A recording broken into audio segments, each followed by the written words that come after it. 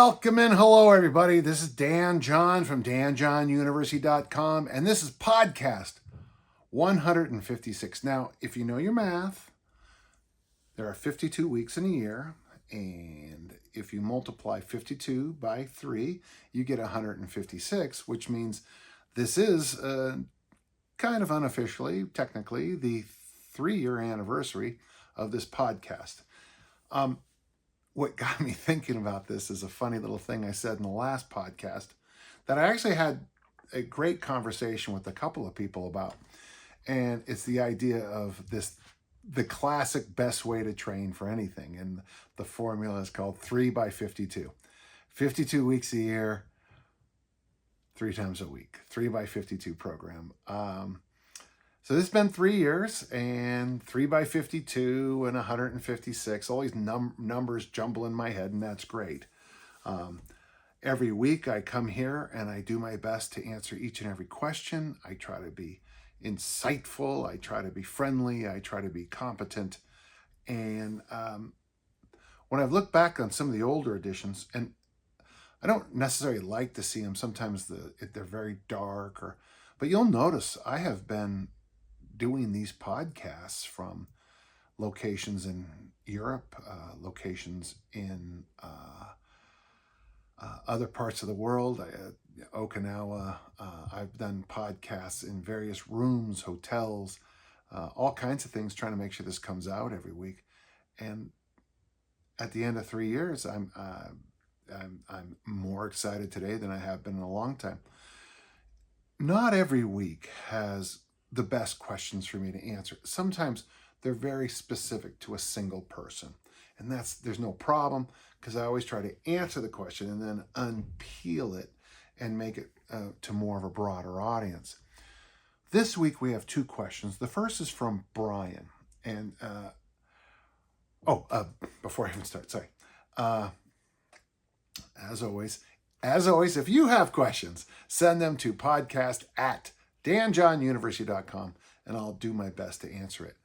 So getting back to this question from Brian with a Y, I guess there's several ways to spell Brian.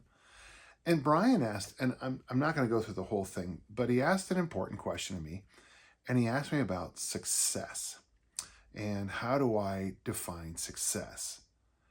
And I thought, and I sat back, and I have probably spent way too many hours and way too much time thinking about it.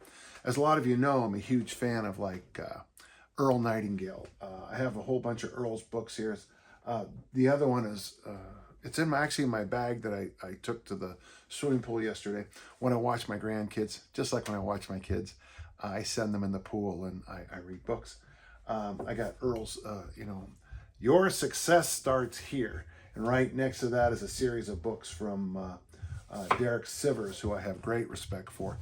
Derek Sivers, Sivers, wonderful writer. He started CD Baby, and I use his model for my own business model. Just a quality guy, and so is Earl Nightingale. So I love books about success. I love listening to these things. I like looking at things in a different way when it comes to success.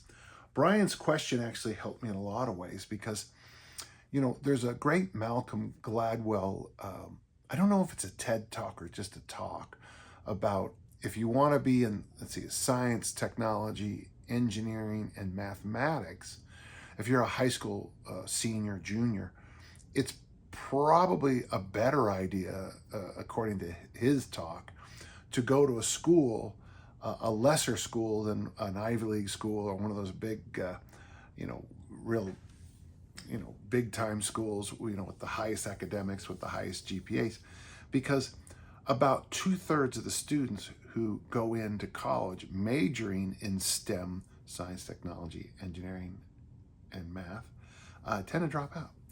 And what they find is it's true no matter what school you go to, but the students with the highest entry scores seem to stick around the most. That's not 100% or anything. And it got me thinking about how success can be really a strange thing. So I went back to my roots. I spent a lot of time in the last few days looking it up. Now, the word success comes from the same word as succession. And the modern use is only a couple of centuries old, where someone is successful, like somebody who makes a lot of money or is important to a community. That definition might only be 300-400 years old. The term originally meant to go up, to step up, to when the president of the university steps down, you succeed them. And of course, now the word succeed means whatever it means to you. So I spent way too much time thinking about this and stealing deeply from Tony Robbins, Derek Sivers, Earl Nightingale especially. I want to talk about this a little bit, because the first question that always seems to come up, and it's in this. Okay, I'm going to say this in an odd way, so you have to listen, which is in the world of the internet, no one does anymore, but you have to listen. Who defines your standards of success? Now listen. Who defines your standards? Now, everyone listening is probably saying, well, I do. And I thought the same thing until I actually sat down and took this seriously. And I don't think that's true. It's weird because I have that nice little blog post over at danjohn.net called Sleepless in Seattle, where I kind of put together probably, all my standards that I had at the time. I even had, it didn't work but I had a little spreadsheet that you could use, and it was all the standards for the weight room. I get emails from people, and that's actually, I'm trying to put two questions into one right here. My standards are pretty simple. The one Mike Boyle likes so much. I think your power clean, your front squat, and bench press should all be about the same number. So, when there have been times in my life where my bench press has been far higher, but I'm very proud that at my top lifting, I cleaned, bench pressed, and front squat all within the same basic numbers. That's my standard. And it was over 400 pounds. So think about that for a minute, which are all pretty good lifts. And then I have these other standards, like I think you should be able to press body weight. I think you should be able to snatch body weight. I think you should be able to deadlift double body weight.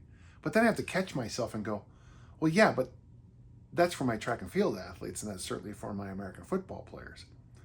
But how about you, gentle listener? I mean, is that a standard? Is my standard putting a burden on you, an excessive burden? So that ratchets me back, and it went into my own childhood. I always joke that I raised my daughters like wolves, but, really growing up in 106 Ramona Avenue, South San Francisco, there were 6 of us, my sister Corrine, God bless her, and then 5 boys. And we were a pack of wolves. It was constantly competition.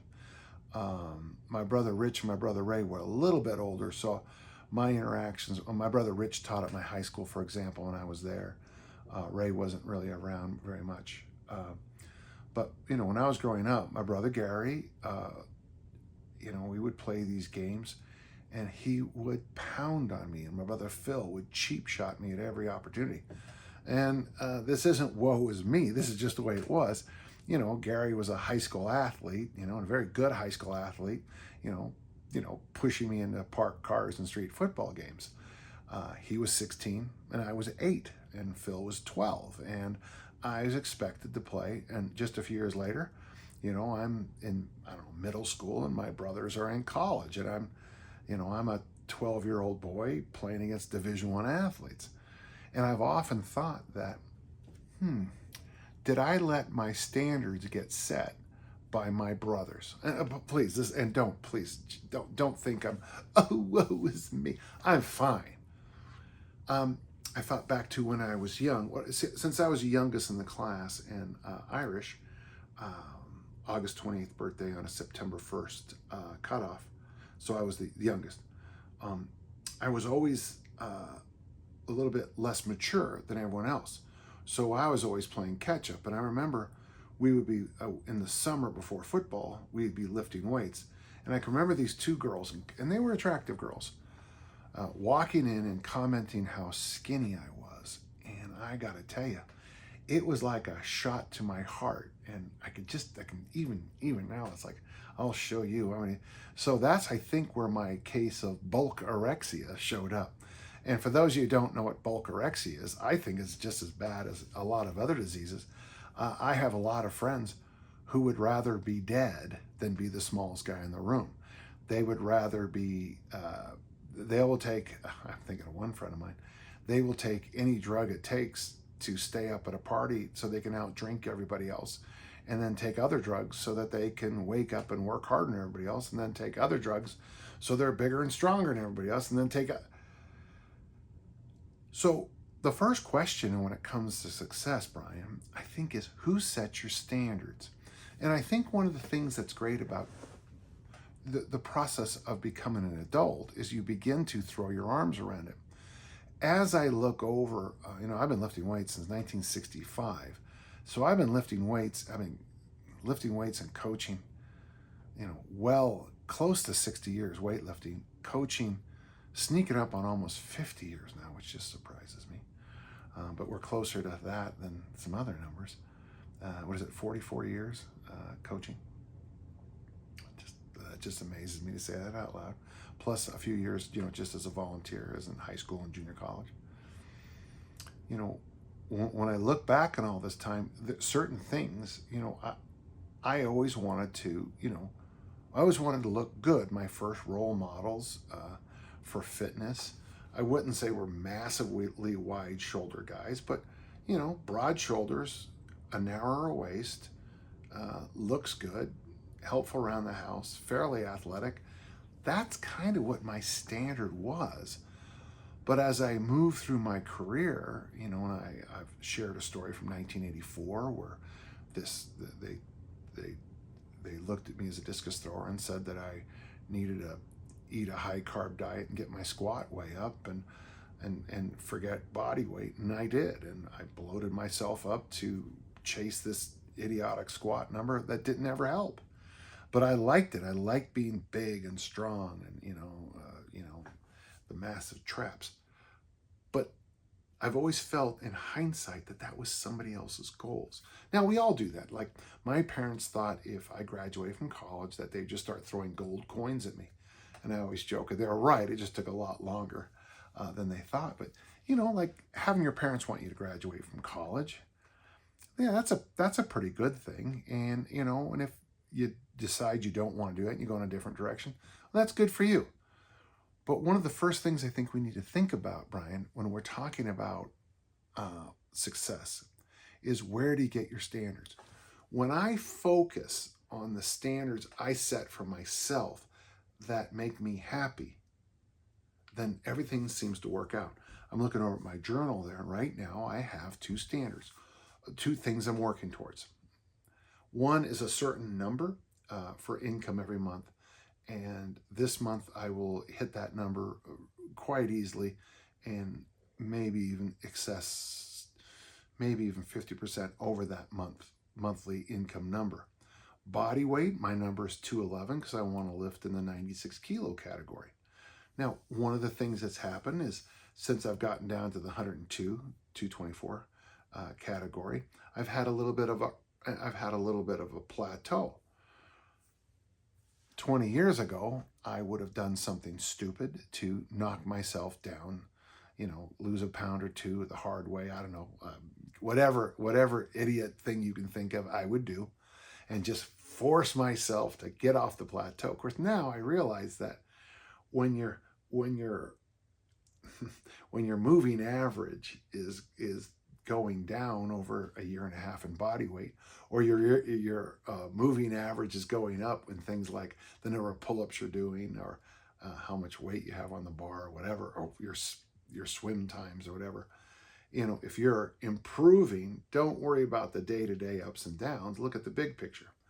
So with my body weight, I just stopped, hugged myself, looked at a few things I have and have not been doing, and just said, well, let's get back to the things that are working. And, you don't need to do some of these other behaviors. It is summer here, and some of the behaviors you might find yourself doing in the summer is, drinking electrolyte beverages with alcohol in there, like beer and things like that. And, well, beer doesn't seem to, doesn't seem to help me lose body weight. So the first question is, who sets your standards? Now, I'm no therapist, and I don't even play one on TV, but the first thing I want everybody to think about is, who sets your standards? If the standards are set by you and they make you happy and they bring you joy and they bring you enthusiasm, then go for it. Okay, so point one, I beat it to death. And now point two, and I made some notes. Yeah, the second one comes in two parts. First is, what motivates you for this goal? I'm pretty clear about what my motivation is now. I do want to dance at my granddaughter Josephine's wedding. And that's, I went to bed last night. And while I was going to bed, I took my supplements, I set the stuff up, I did my to-do list, I made my coffee, just like everything. And then I opened up my journal and I started making notes for today. And I flipped and I just double checked my pirate map that's in the front cover of my journal. And I thought, yeah, that's right. You go to bed early so you can wake up early. If you wake up early, you can get, I'll be warmed up for my Olympic lifting workout and my walk. And the more sleep I get, the less hunger I'll have.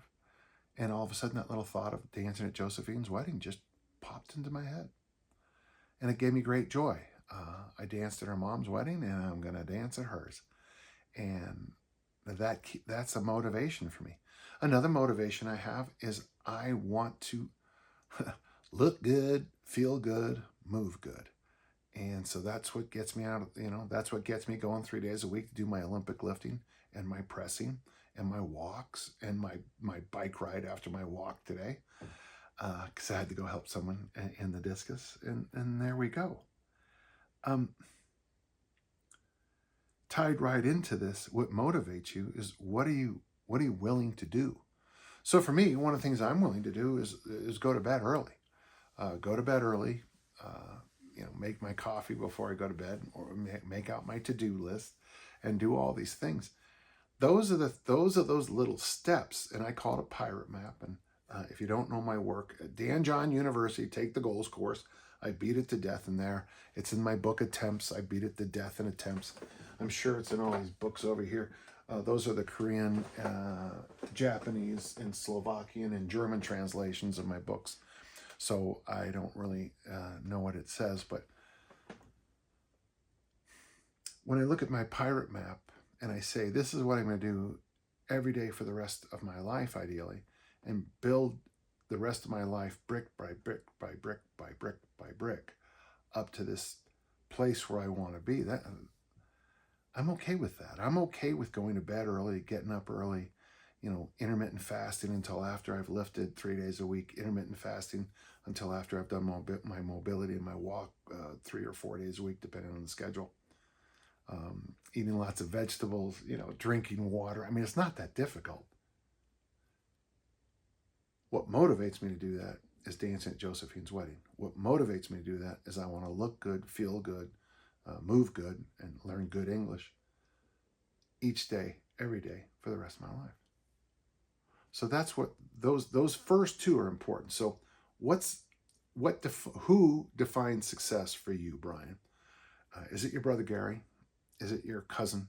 Is it some Instagram influencer who's obviously using drugs and plastic surgery? And people, if you don't know that, you're too stupid to be listening to me. My plastic surgery is sports. I broke this nose 6 times so far. And it looks like I probably could break it again if I push that again too hard. A face given to you by sports. So, what motivates you?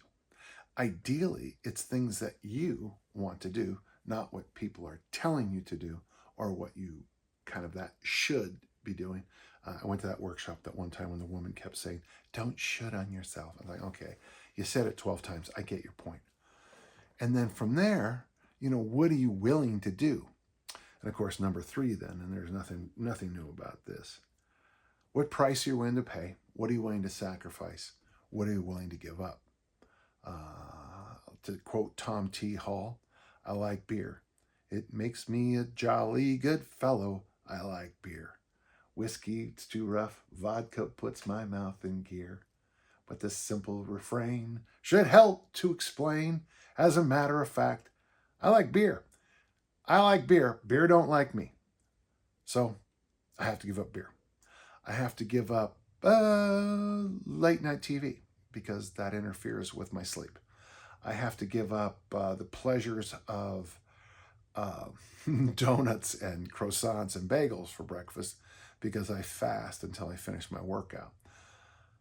The price I'm willing to pay, my gym, my garage, I have 3 Olympic bars, 34 kettlebells as of yesterday because someone just donated 2 more, a whole bunch of suspension trainers, dozens of this and that. Every Olympic throwing event, I have equipment. Every Highland Games, including my own caber, I have every piece of equipment.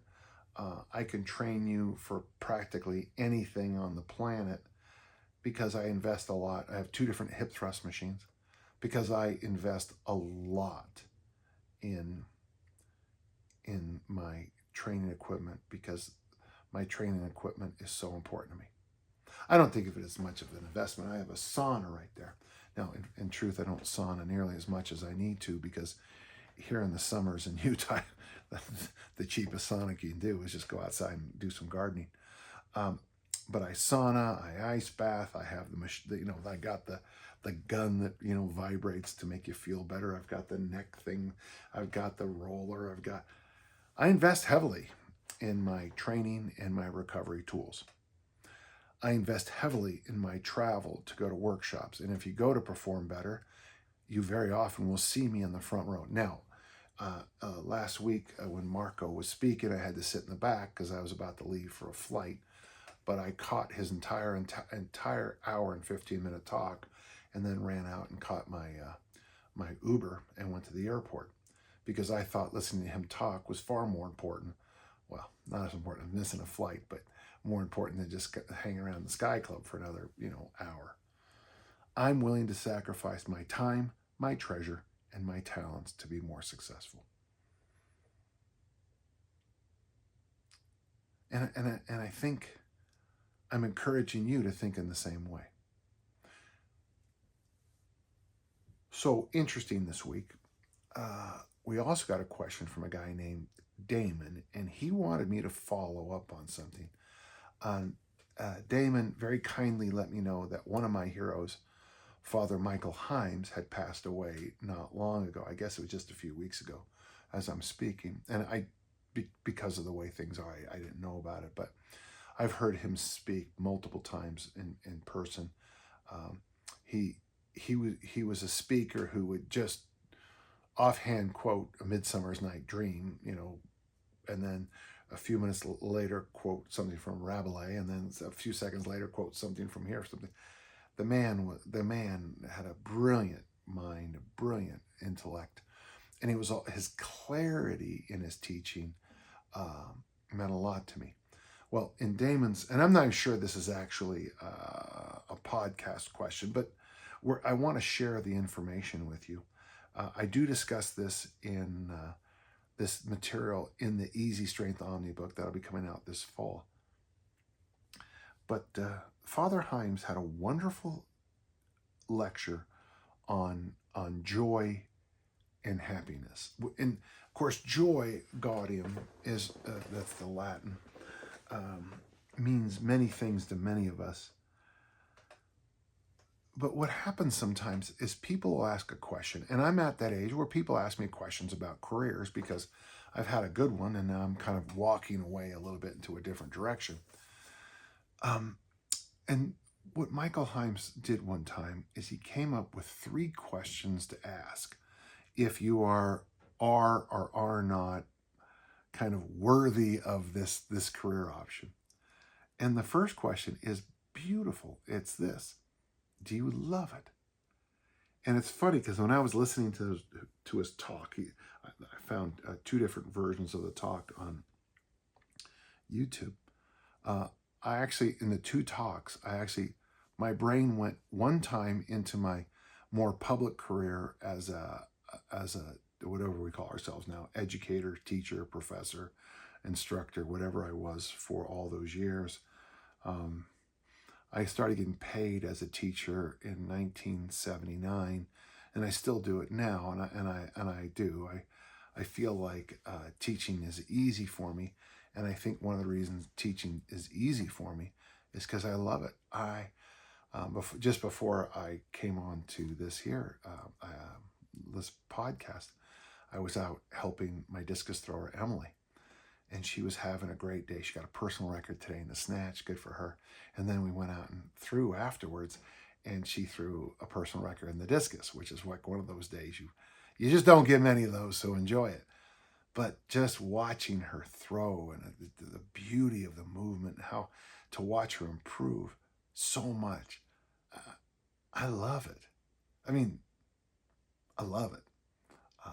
The same way I blindly love my grandchildren and my daughters, where you just look at them, and I love my grandchildren, and yet when I watch the discus and I'm helping someone, I love it.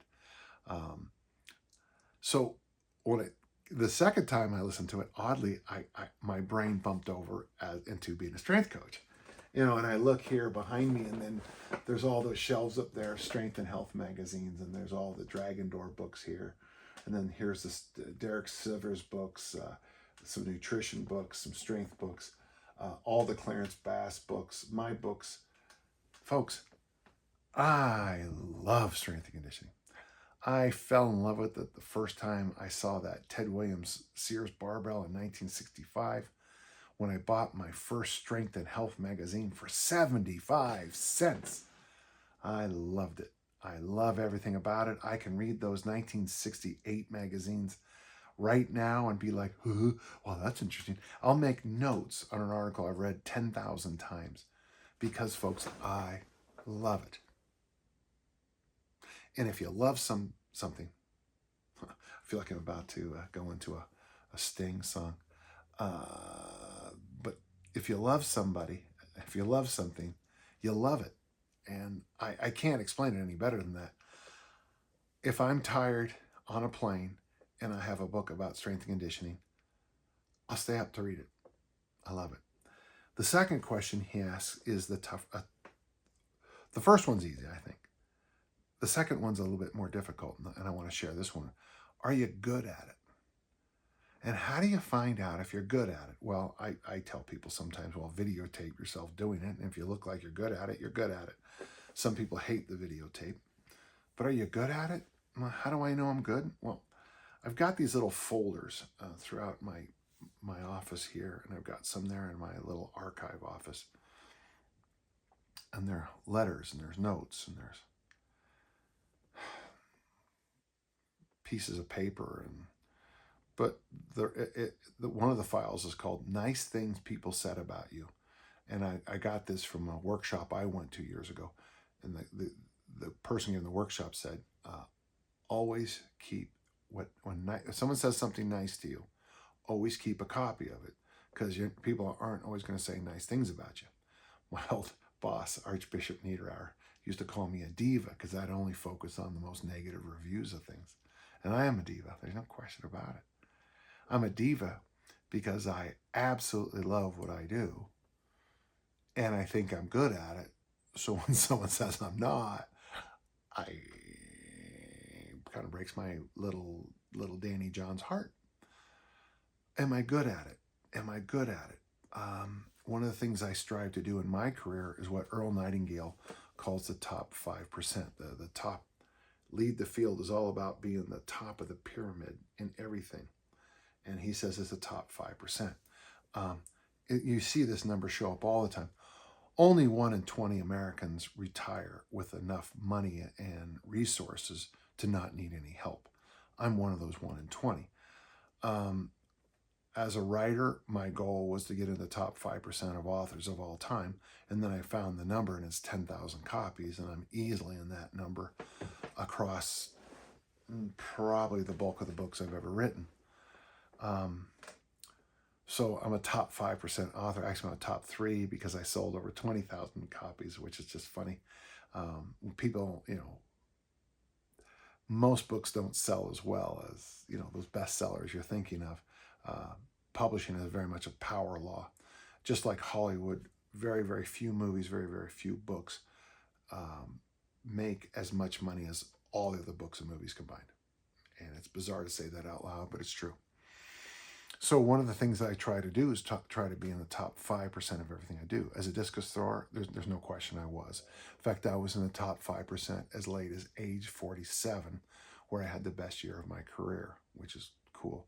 As an Olympic lifter, I was ranked as high as number 3 here in the United States, which would put me maybe not, well, I don't know, but 5% in the world, I don't know, but certainly in the United States, yeah.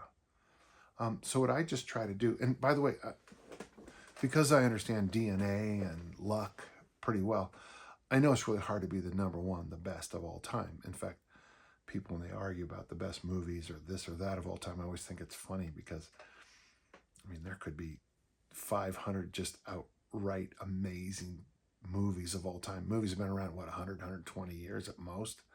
And we're arguing over, which one's the best. There's probably 500 amazing ones. And it just becomes a matter of taste after that. So are you good at it? How do you know if you're good at it? Well, as an athlete, try to get in the top 5%. That's pretty simple. As an author, sell 10,000 books. Find what that is. In whatever your field is, find out what it takes to be, in there. If you're in there, you, by definition, are good. So that's one way to do it.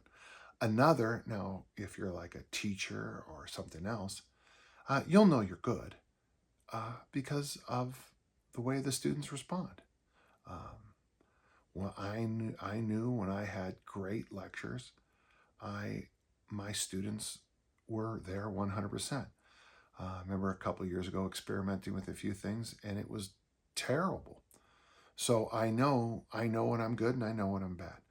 And the third thing Father Himes reminds us is,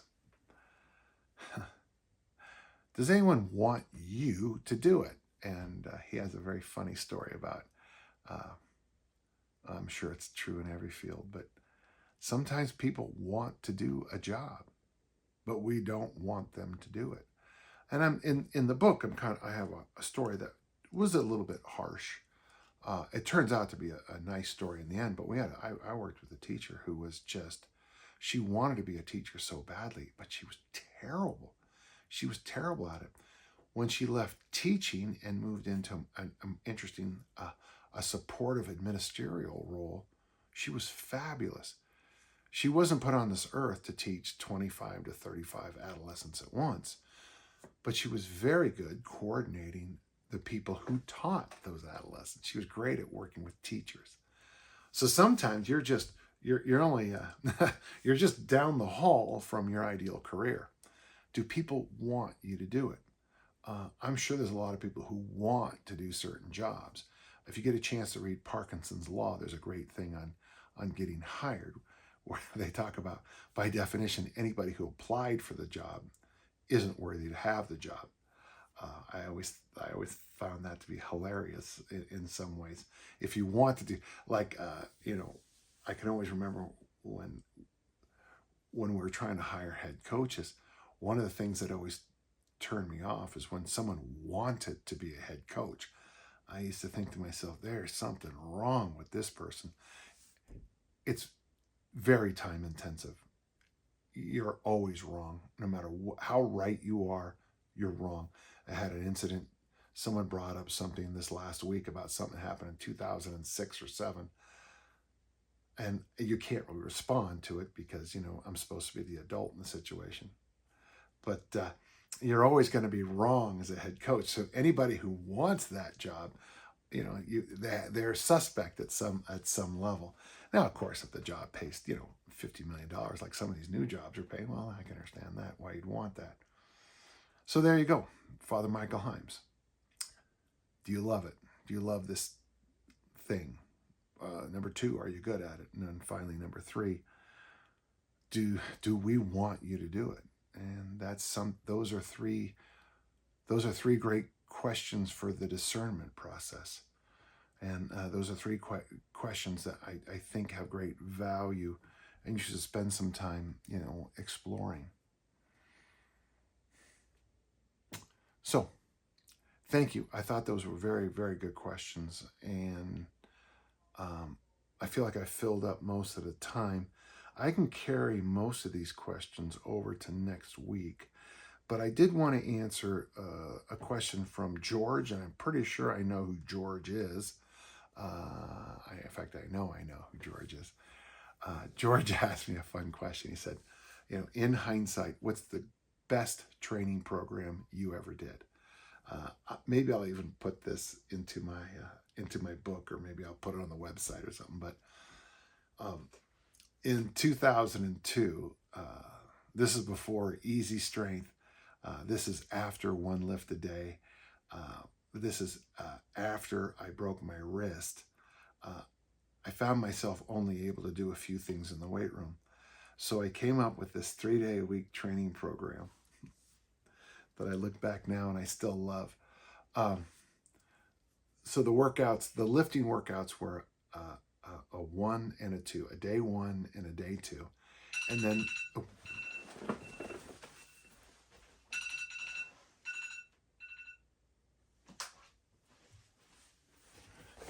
sorry, I have to speak with the client. So the lifting workouts were day 1 and day 2, and then I had 3 general conditioning workouts, and I've pulled it up so I don't forget everything, because that is what usually happens. So day 1, the day 1 weight workout was, I'd always warm up with overhead squats. Okay, that was just like the warm up I was doing at the time. And then I did this exercise that at the time we called the drill. And it became, for a local American football team, it became the standard exercise they used in season. So the drill is this. It's 1 set of snatches. So from the floor, power snatch, overhead squat. Take the weight down to the hang, squat, snatch, weight down to the floor, squat, snatch. So rep 1, power snatch, overhead squat, hang snatch, from the floor, squat snatch. And I would do 8 sets of those 3 snatches. And then the next exercise was front squat, 5 sets of chains. Front squat with chains, 5 sets of 2, which is the number that Dave Turner gave me at the time. And then I did something called general conditioning A after that workout. But just hold on, I'll go to that. Day 2, overhead squats to warm up again. And on this one, I was using the chains, whether or not you need to do this, but I had this little metal milk crate that was about this tall, and I would sit on it because I was dealing with a broken wrist. I had to be careful about where my wrist was. I would sit on it with chains and press, and I would do 2 sets of 5. Now, it'll take you a couple workouts because my chains are those big ones that went totally, so they're the bigger, faster, stronger ones that are collars plus chains. When you pick them up, they weigh 57 pounds. So you have to figure it out now. So in that seated position near the ground, and I'm sitting down here, they wouldn't exactly get to totally off the ground, but I had that, so it started, light here. Every time a link came off, it got heavier, heavier, heavier. And I would do that for 2 sets of 5. And then the next exercise was thick bar deadlifts. And I would just either do a lot of singles. And the thick bar came from Mike Rosenberg. And the thick bar was this thick. When I first did this, I think my personal record was 265. And then I did my first easy strength protocol without knowing it. And I got up to 315 on that, which was huge. So day 1. Day 1 is that snatch complex and front squats. Day 2, press, thick bar deadlift, just 2 exercises. But then I would go in the backyard. In the backyard, I would do this. Now, day one, general conditioning A, I would do sled work for speed, followed by farmer walks with the standard handle. Then I would do Scottish hammer swings. I had a 22-pound Scottish hammer, and I would swing this way and I'd swing the other way. And then I would do the thick bar farmer walks. We used to call them Rosenberg walks because Mike invented them. And I would do those to failure because with the broken wrist, I was constantly trying to get that wrist back, okay? So on the second day, say Wednesday, that would be the press deadlift day. And then I would do general conditioning workout B. I would do sleds again, but this time carrying the BFR 2000, which is a big rock I found in the backyard. You can get the joke later on if you figure it out. Big rock, BFR 2000. So I do sleds carrying this big rock, and then I would just do runs with that rock. So remember, broken wrist, but I could carry it like this. And by the way, running with the heavy implement here really teaches that spinal column to move and wind. Then I did 56-pound weight for distance. By the way, I was training with the Highland Games because I could use this hand and no problem there. And then I'd also do my finisher with the thick bar. On day 3, say Friday, I would do the snatch, the front squat, and then I'd do this workout, sled work carrying farmer bars. Then I would carry the 125-pound sandbag. My bags now weigh 150 because this little place over here sells playground sand at 50-pound bags. And playground sand is by far the best thing to put in your bags to carry because if it spills, it's kind of good dirt.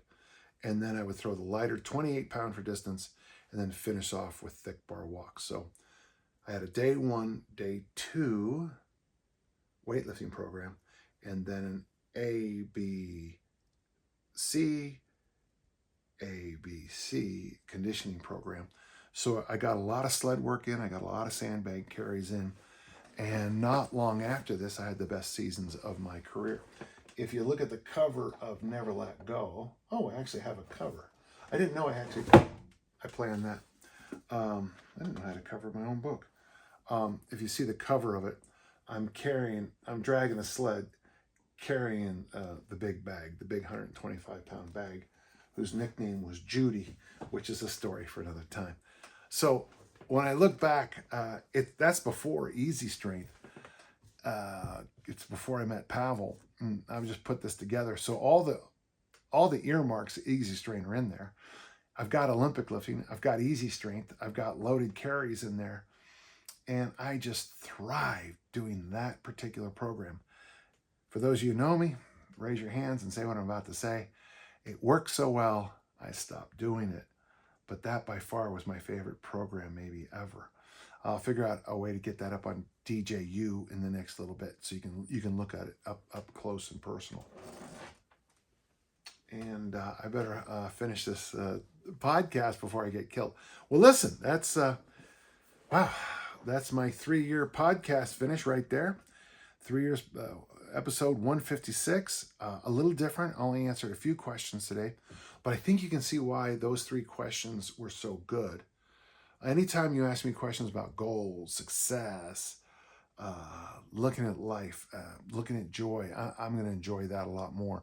And then, of course, what is my best training program of all time, too. That was fun. Well, listen, reminder, if you have questions, email them to me at podcast@danjohnuniversity.com, and I'll do my best to answer each and every one. And, until next time, let's all keep on lifting and learning, okay? Thank you.